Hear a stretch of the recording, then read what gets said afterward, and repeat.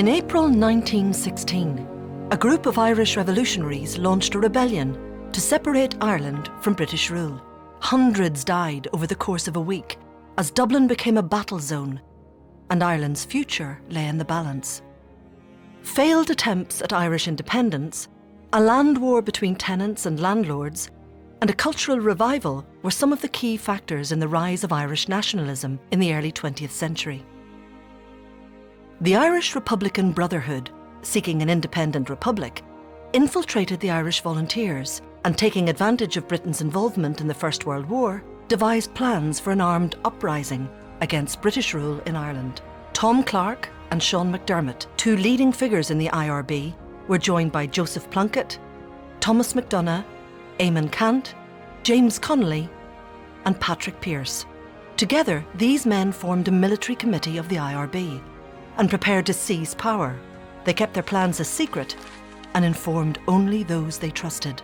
In April 1916, German guns and ammunition were nearly landed by the Odd in support of the separatists' plan.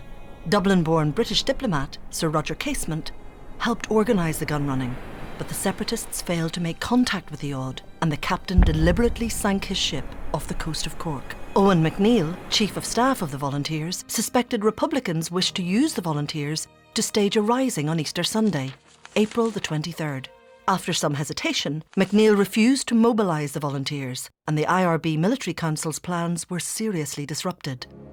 Despite the setbacks, they decided to proceed, and the rising was scheduled for Easter Monday, 1916. On April the 24th, a coalition of separatists stormed the General Post Office in central Dublin.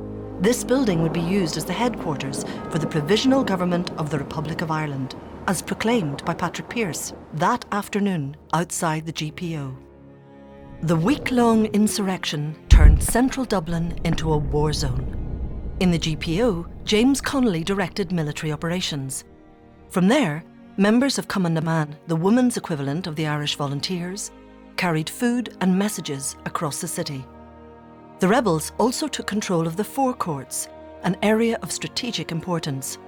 In order to disrupt the arrival of British reinforcements, the 3rd Dublin Battalion, under the command of Eamon de Valera, sealed off the railway line into Dublin from Boland's Mill.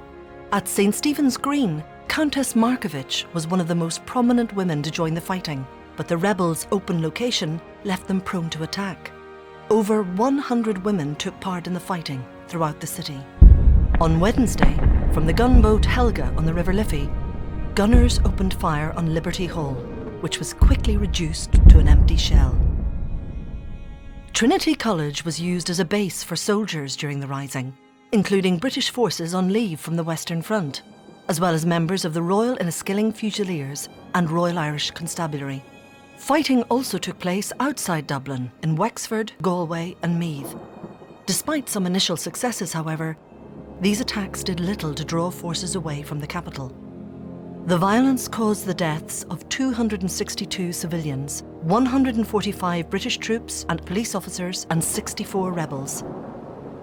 Central Dublin was reduced to a smoking ruin, with over 170 buildings damaged or destroyed. On Friday, April the 28th, as the GPO came under intense fire, the insurgents withdrew to Henry Street and Moore Street. From here, on Saturday, April the 29th, Patrick Pearse issued a surrender order. The rising was over. In total, 16 separatist leaders were executed for their role in the Easter Rising, including the 7 signatories to the proclamation. The executions generated public sympathy for the rebels, and in death, they began to be viewed as martyrs for Ireland. Although it failed to remove British rule in the short term, the 1916 Rising ignited a chain of events that set Ireland on a new course towards independence. The contested legacies of the Easter Rising would dominate much of the history within the island over the next 100 years.